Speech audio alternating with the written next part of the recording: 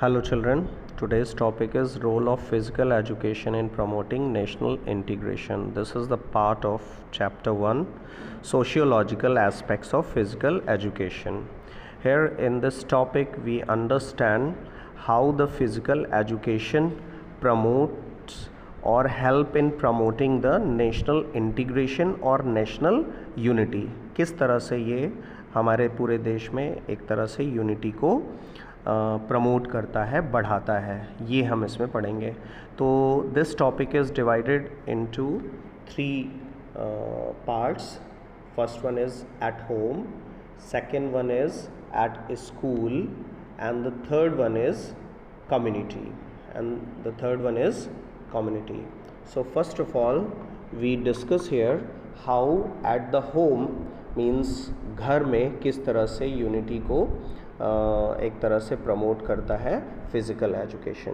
तो here in this topic it is written here, physical education and sports are needed to help in boosting the positive environment, emotional climate and excellent behavioral patterns. Games and sports are aspects of culture which act as important socializing means or tools among the family members. Every family member can rely on each other. यहाँ पर ये कह रहा है कि physical education और sports जो हैं उनमें सबसे ज़्यादा ज़रूरत होती है पॉजिटिव इन्वायरमेंट की या इमोशनल क्लाइमेट की, जहाँ पर लोग एक दूसरे से अटैच रहें और तभी वहाँ पर स्पोर्ट्स फीलिंग जनरेट हो सकती हैं. तो कहने का मतलब स्पोर्ट के लिए सबसे पहले सोशल होना या यूनाइट होना बहुत ज़रूरी है, एक दूसरे का कोऑपरेशन बहुत ज़रूरी है. और ये कोऑपरेशन अगर स्टार्ट होता है तो वो सबसे पहले उसका बेस फैमिली होती है या घर होता है. अगर हम फैमिली में एक दूसरे के ऊपर विश्वास करते हैं, उनके साथ मिलकर रहते हैं, तो ही हम आगे लोगों से इंटरेक्ट हो सकते हैं आउट ऑफ द होम. घर से बाहर के लोग जो सोसाइटी में हैं उनसे भी हमारा इंटरेक्शन तभी बढ़ सकता है जब हम घर में एक साथ रहते हों और एक दूसरे को कोऑपरेट करते हों. और ये फीलिंग जनरेट करने में या ये फीलिंग प्रमोट करने में फ़िज़िकल एजुकेशन बहुत हेल्प करती है, क्योंकि physical education is directly related to sports और गेम्स. तो जो भी फैमिलीज़ होती हैं जिनमें बच्चे स्पोर्ट्स में इंटरेस्टेड होते हैं तो उन फैमिलीज़ में इस तरह की इंटीग्रेशन या यूनिटी अपने आप डेवलप होना स्टार्ट हो जाती है, क्योंकि बच्चे को घर का कोऑपरेशन ज़रूरी है. ये इसमें लिखा हुआ है, सारी चीज़ें इसमें बताई गई हैं. फिर इसमें एक और लाइन लिखी हुई है, family involvement in sports means acquiring values, beliefs and behaviour. ये कह रहा है कि फैमिली अगर इन्वॉल्व होती है स्पोर्ट में तो और वो तभी इन्वॉल्व हो सकती है जब उसमें वैल्यूज़ हो, बिलीव्स हो और बिहेवियर्स हो, मींस गुड बिहेवियर हो. तो ये एक तरह से बताने की कोशिश कर रहा है कि अगर इंटीग्रेशन, नेशनल इंटीग्रेशन इम्प्रूव करना है तो उसके लिए घर सबसे छोटी यूनिट होती है, वहीं से शुरुआत होती है और कहीं ना कहीं फ़िज़िकल एजुकेशन वहीं से स्टार्ट करता है. एक लाइन और इसमें लिखे, as very young children we learn that parents have certain rules that they expect to be followed. Sometimes we are punished for not behaving exactly what is expected by elders at home. ये बिल्कुल सही बात है, हम सभी के साथ हुआ होगा कि हर एक फैमिली के कुछ अपने रूल्स और रेगुलेशंस होते हैं और बचपन में अगर हम या कोई भी बच्चा अपनी फैमिली के उन रूल्स रेगुलेशंस को फॉलो नहीं करता है तो हमारे पेरेंट्स उसके लिए पनिशमेंट भी देते हैं और उसको कहते हैं कि आप इस तरह के रूल्स और रेगुलेशंस को फॉलो करें. तो फ़िज़िकल एजुकेशन में भी एक तरह से सबसे पहला रूल यही है कि हम एक दूसरे को कोऑपरेट करें और उसको आगे बढ़ाएं. तो यहाँ पर फैमिली से स्टार्ट करता है ये फ़िज़िकल एजुकेशन, नेशनल इंटीग्रिटी को बढ़ाने का काम. इसके बाद में आता है स्कूल. तो स्कूल में हम सभी जानते हैं स्कूल में डिफरेंट कल्चर से, डिफरेंट फैमिलीज़ से, डिफरेंट बैकग्राउंड से बहुत सारे बच्चे आते हैं और फिर जब वो एक दूसरे से इंटरेक्ट होते हैं तो उसमें एक तरह से सोशलाइजेशन होता है और वो सोसाइटी को समझते हैं, इंटरेक्ट होते हैं और उसको यूनाइट करते हैं, आपस में मिलते जुलते हैं और इंटीग्रेशन को इंक्रीज़ करते हैं। अच्छा, इसमें जो स्कूल की स्टडीज़ है वो तो एक इम्पॉर्टेंट रोल प्ले करती हैं, जैसे क्लास में बच्चे इंटरेक्ट हो रहे हैं, लेकिन जो बच्चे स्पोर्ट्स में इंटरेस्टेड होते हैं या फिज़िकल एजुकेशन के जो स्टूडेंट्स होते हैं, they have more interaction in comparison in the class. वो ज़्यादा एक दूसरे से, क्योंकि उन्हें गेम्स में भी एक दूसरे का कोऑपरेशन चाहिए, खेलना है तो भी कोऑपरेशन चाहिए, तो उनका जो इंटरेक्शन होता है वो ज़्यादा बेहतर और ज़्यादा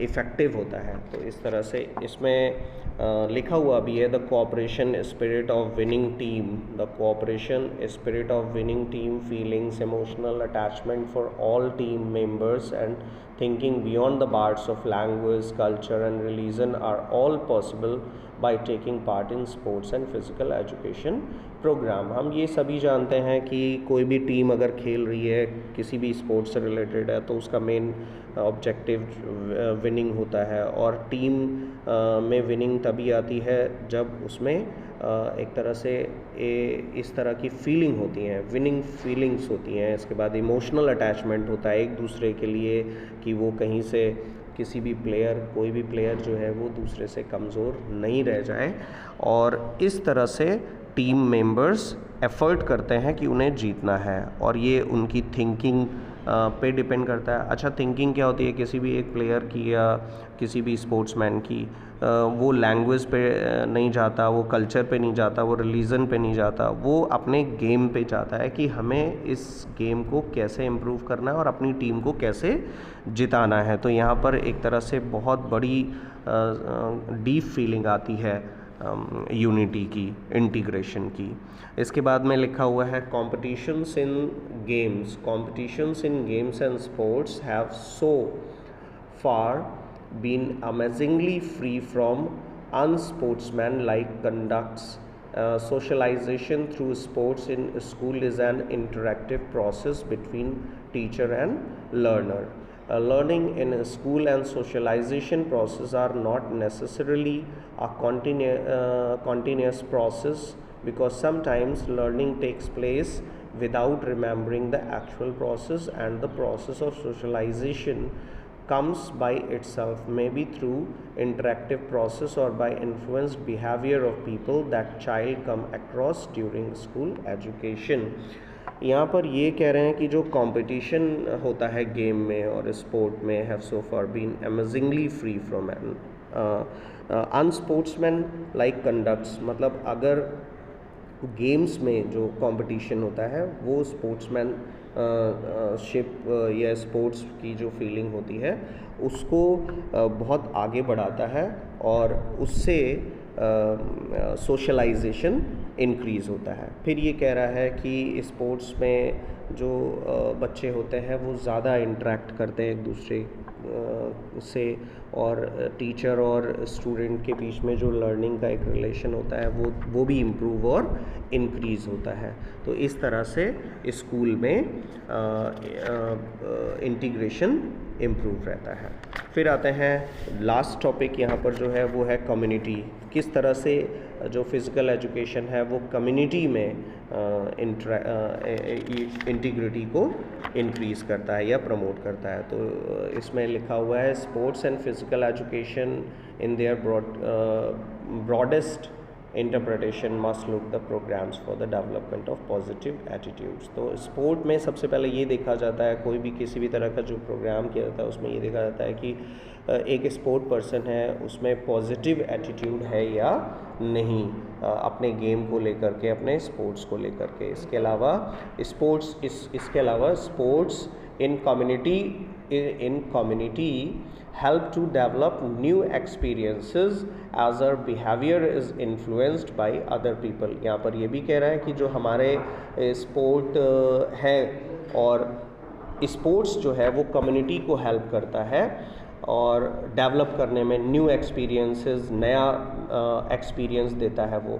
तो इस तरह से जितने भी कम्युनिटी के लोग हैं वो एक दूसरे से, स्पेशली स्पोर्ट्स पर्सन जो होते हैं वो इंटरेक्ट होते हैं और एक दूसरे के नज़दीक आते हैं। तो यहाँ पर ये टॉपिक हमारा फिनिश होता है कि फिज़िकल एजुकेशन किस तरह से नेशनल इंटीग्रिटी को प्रमोट करता है। I hope students you understand this topic positively. Thank you.